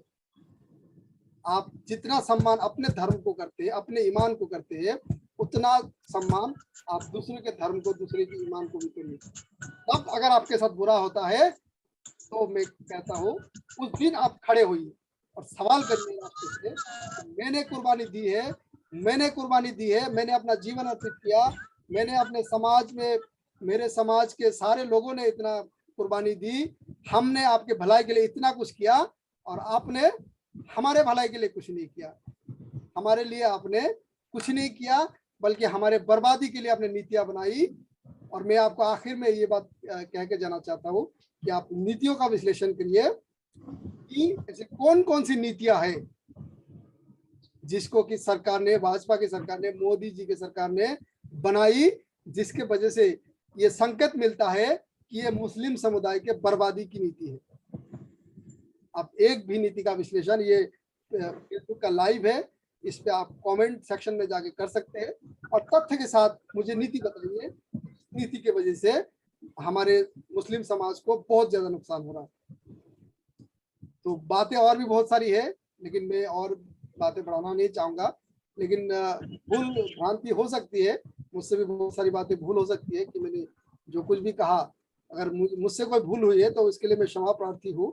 और मैं दुआ करूँगा कि हमारे समाज में एक शांति अमन का जो वार्ता है, अमन की जो पहल शुरू किया गया है, ये अमन की वार्ता, ये परंपरा जारी रहे और एक सद्भावना कायम हो, सब में अपनापन हो, हर कोई एक दूसरे के बारे में, एक दूसरे के भला के बारे में सोचे।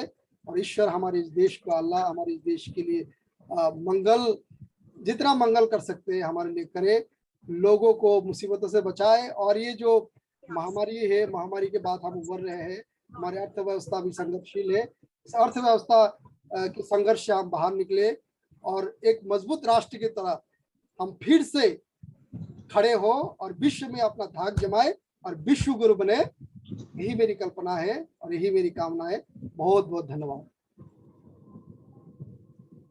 बहुत बहुत धन्यवाद जाहिदुल दीवान भाई। आपने कहा मेरा भाषण व्यवस्थित नहीं है, आप बिल्कुल सुसंगत और व्यवस्थित अपनी बात अपने विषय पर रख रहे थे। आपने कहा मैं बहुत बड़ा विद्वान नहीं हूँ, विद्वान होने की आवश्यकता भी नहीं है। अगर बात सरल भाषा में मानुष हो तो वही रसखान जैसी कही जा सकती है, तो वही विद्वत्ता का आधार है। आपने राष्ट्रवाद की जो परिभाषा दी और इतिहास की जो शल्य क्रिया की और राष्ट्रवाद का जो आधार बताया कि क्यों इस्लामिक राष्ट्रवाद दूर तक नहीं चला, जो आपने उदाहरण दिए कि किस तरह हम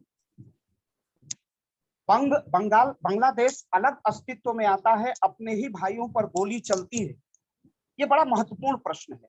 पाकिस्तान आज आंतरिक अशांति से किस तरह जूझ रहा है, तो हिंदू राष्ट्रवाद, जिसे हिंदू राष्ट्रवाद कहें, वो वस्तुतः सांस्कृतिक राष्ट्रवाद है। हमारी संस्कृति एक है, हमारी उपासना पद्धति, हमारे मजहब, मत, पंथ अलग अलग हो सकते हैं और धर्म से राष्ट्र बड़ा होता है। धर्म व्यक्तिगत जीवन में बड़ा हो सकता है, छोटा हो सकता है, बड़ा ही है, श्रद्धेय है, लेकिन राष्ट्र उससे भी बड़ी अवधारणा है, सर्वव्यापक अवधारणा है। और जब प्रश्न राष्ट्र का हो तो राष्ट्र की बड़ी अवधारणा के कारण आपने संकेतों में कहा 1906 ढाका का आगा का पैलेस, 1930 में पाकिस्तान, और इस तरह 1945 में ही 25 लाख, आधिकारिक रूप से 10 लाख और 25 लाख लोगों का नरसंहार, यह सांस्कृतिक राष्ट्रवाद को न अपनाने की विफलता है। जो वैमनस्य का कारण है, जो शासन से विलगाव है, जो एकात्मकता का अभाव है, वह यही है कि हम अपनी सांस्कृतिक जड़ों की ओर नहीं पहुंच पा रहे हैं। जाहिदुल दीवान भाई, मैं बताऊं, मेरे गांव से दूर, केवल 3 किलोमीटर दूर एक कन्वर्टेड गांव है जहां पर मुस्लिम धर्मावलंबी है, इस्लाम धर्मावलंबी है। उनके वैवाहिक आयोजनों में वही सब पद्धतियां आज भी प्रतीकात्मक रूप से हैं जो हिंदुओं की। तो हमारा डीएनए एक है, हम एक हैं। अंतर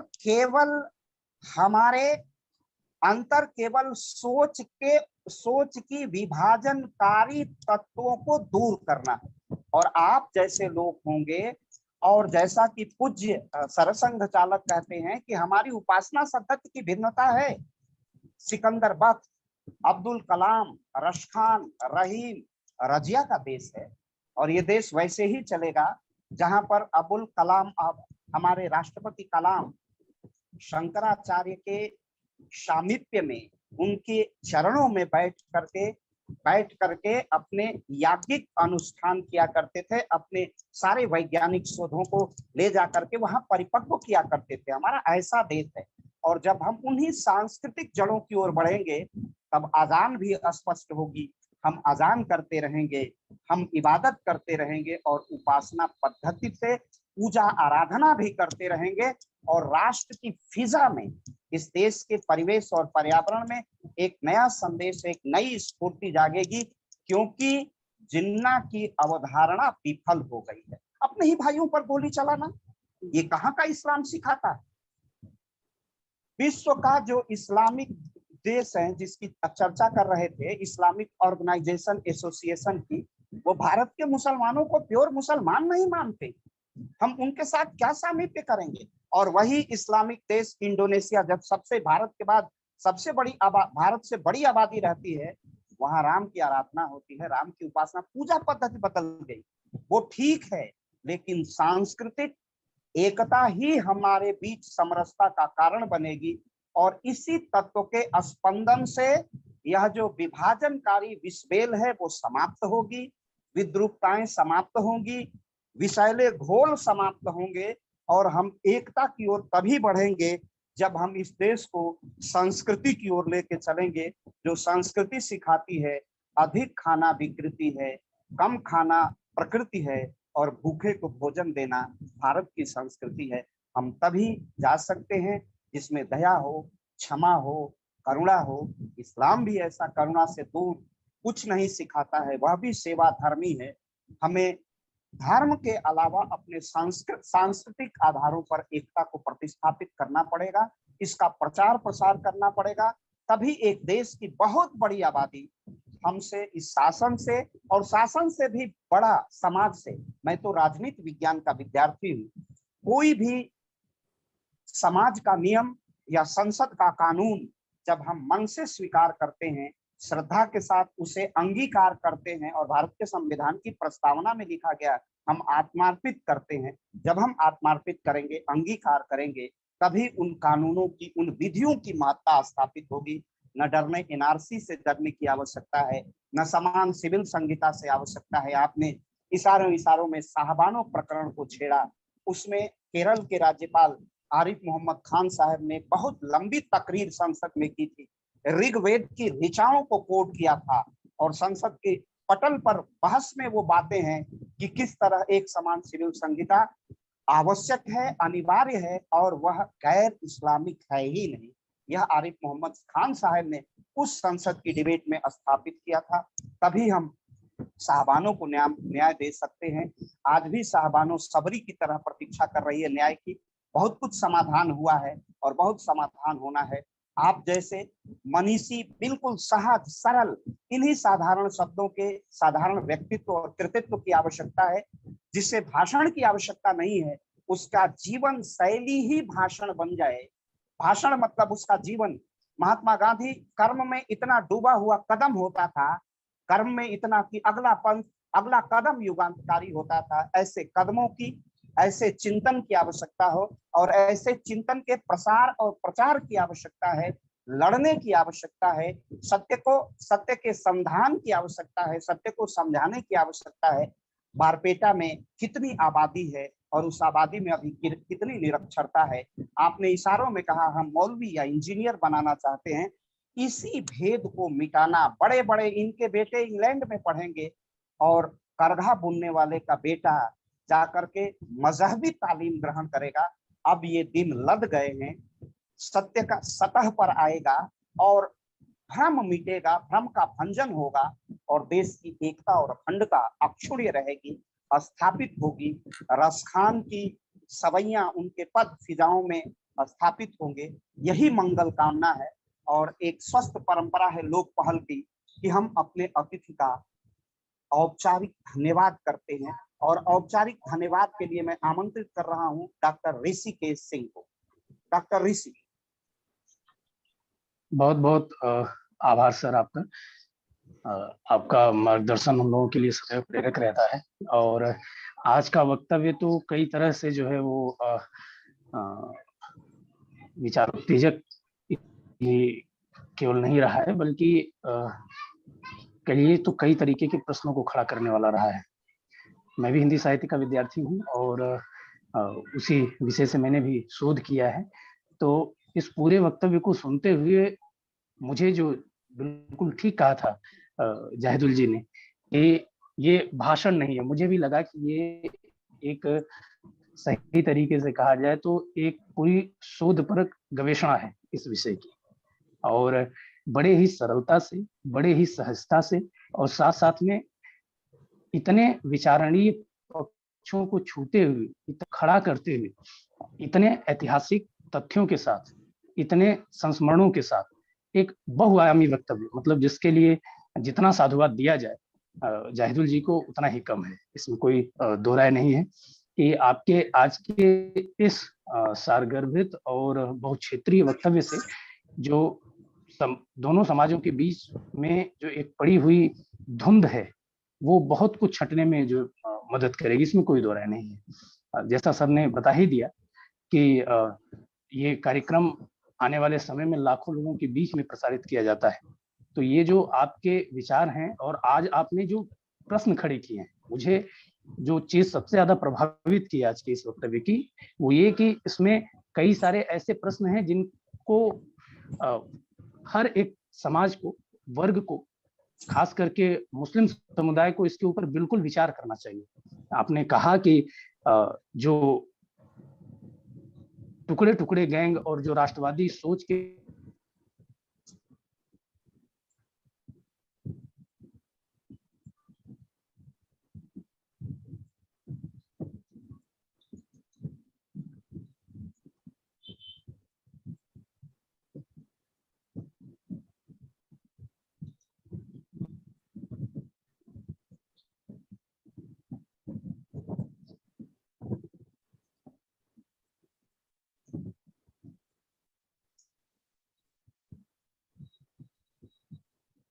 ऋषि, आपकी आवाज नहीं आ रही है।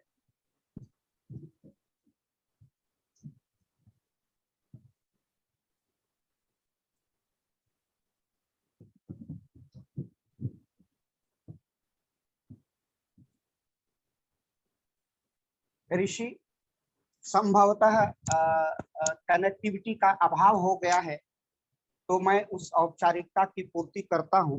भाषण में आपके पूरे उद्बोधन में इतने तत्व थे, इतने तथ्य थे जिन पर अगर हम वार्ता करें तो उसकी व्याख्या करने में अत्यंत लंबा समय लगेगा। मैं समेकित रूप से यही कह सकता हूं कि पूरा भाषण जहां प्रश्न खड़ा करता है वहीं समस्याओं का समाधान भी प्रस्तुत करता है। इस भाषण की, इस उद्बोधन की सबसे बड़ी विशेषता थी प्रश्न और उसका समाधान। समाधान के प्रति अधिक दृष्टि है, प्रश्न भी है और उसी मात्रा अनुपात में, उसी की सापेक्षता में उसके समाधान भी। वो उत्तर प्रदेश से प्रश्न थे, मोदी से प्रश्न थे, वो ओवैसी, जनाब ओवैसी तक जाते थे, इतने। हाँ, आइए बोलिए। जी सर, वो थोड़ा सा सर कनेक्टिविटी जो है वो लॉस हो गई थी, इसके लिए मैं माफी चाहूंगा। जल्दी और समाहार की ओर बढ़िए। जी सर। हाँ, जी बिल्कुल। और उसके साथ साथ जो आपने पूछा कि आखिर में इस कुंदता का जो इस नफरत को फैलाने का कारण क्या है, इसके ऊपर लोगों को विचार करना होगा लोगों को कि किस तरीके से ये देश मिल करके आगे बढ़े। इसके अलावा आपने बड़ी ही कुछ महत्वपूर्ण चीजों के ऊपर बातचीत की, जिसमें आपने तुष्टीकरण से तृप्तिकरण की जो एक नई बहस आजकल प्रधानमंत्री जी के वक्तव्य के बाद छिड़ी है, और जिसको लेकर के कि आपने एक बड़ा ही विचारोत्तेजक लेख लिखा है राष्ट्रीय सहारा में, जो मेरे देखने में आया।